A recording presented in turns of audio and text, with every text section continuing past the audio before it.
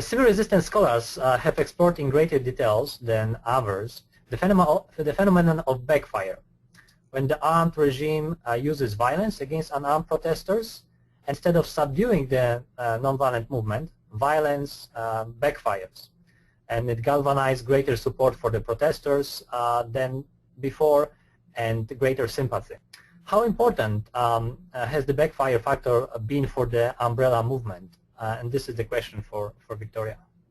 That was a game changer for the umbrella movement. If not because of use of state violence, actually there wouldn't even have been any umbrella movement at all. It is important to keep in mind that in contentious politics, scholars often argue that rulers are faced with basically two options. Either they repress or they make concessions. They often do not really want to make concessions, and therefore the alternative is to repress.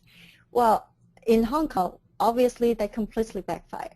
Now keep in mind that we mentioned earlier that Occupy Central had announced the beginning of occupation on October 1st. They chose a public holiday. So when you have a disruptive action and you actually pick a public holiday to minimize disruption, so obviously so how careful they were trying to basically, you know, not trying to really cause too much damage. And then at the same time too, also before the arrest and before the use of tear gas, I was actually talking to my friends. If I were to advise CY, I would have told him, you know, don't touch the students, let them go on, let Occupy Central start, and then a few days later, at the most after a week, the whole thing would just die out. But then they couldn't control themselves. They arrested the students, and then they got people very angry. And then when more people show up, Occupy Central was really forced to announce the early beginning of Occupy Central, you know, rather than waiting until for a few more days until October 1st. And then when more people show up, the government was even more nervous. This time they sent in the riot police and then started using pepper spray and also tear gas, as we can see from the slide. Why this scene was so shocking to people? Because someone in my generation had never seen the riot police ever in Hong Kong.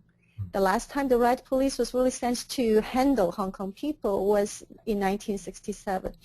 So it was such a shocking image. So especially the picture when you have the riot police pointing their gunshots at protesters, people would imagine, Hong Kong people would imagine that that took place in somewhere in Iraq rather than in Hong Kong.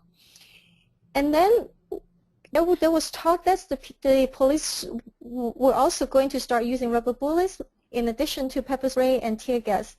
And so the Occupy Central actually announced this early ending of the movement and told people to go home.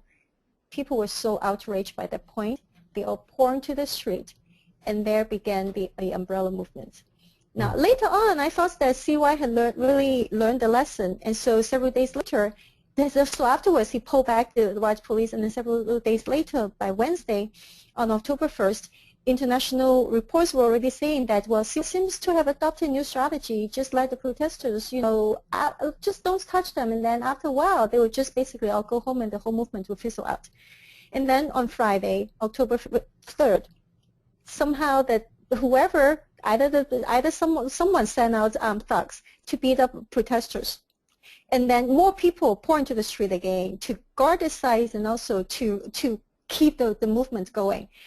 And so essentially now we have this situation that because both police and thug violence have backfired, and therefore that is also the regime has really trained Hong Kong people into, you know, now people are not afraid of either, you know, criminal records or thug violence and police violence. So there's actually a lot of resilience now. Although the stress is right now on the part of the Hong Kong authorities to wait out the protests, right, rather than use the violence at this moment. Yeah, so it's like everything they've done, they have just basically helped to mobilize the people. Yeah, this was a common problem that almost all the protests in Hong Kong experienced this. With the Article 23 debate about a decade ago, it wasn't violence then, but it was kind of a government indifference in the face of a SARS crisis that they kept pursuing very unpopular bills. So I don't think it was, I was one of the members of this concern group, and I don't think it was the 9 of us writing pamphlets that brought 500,000 people to the streets, but rather the government indifference and arrogance towards the people. It's just sort of push the wrong button. So it's not just violence. It can actually be a kind of arrogance and dismissive attitude, which I think prevailed at the time. And the fact that people were wearing face masks and stuff to deal with SARS meant that people were even more irritated by a government insisting on pushing through these unpopular bills in the face of an ongoing crisis.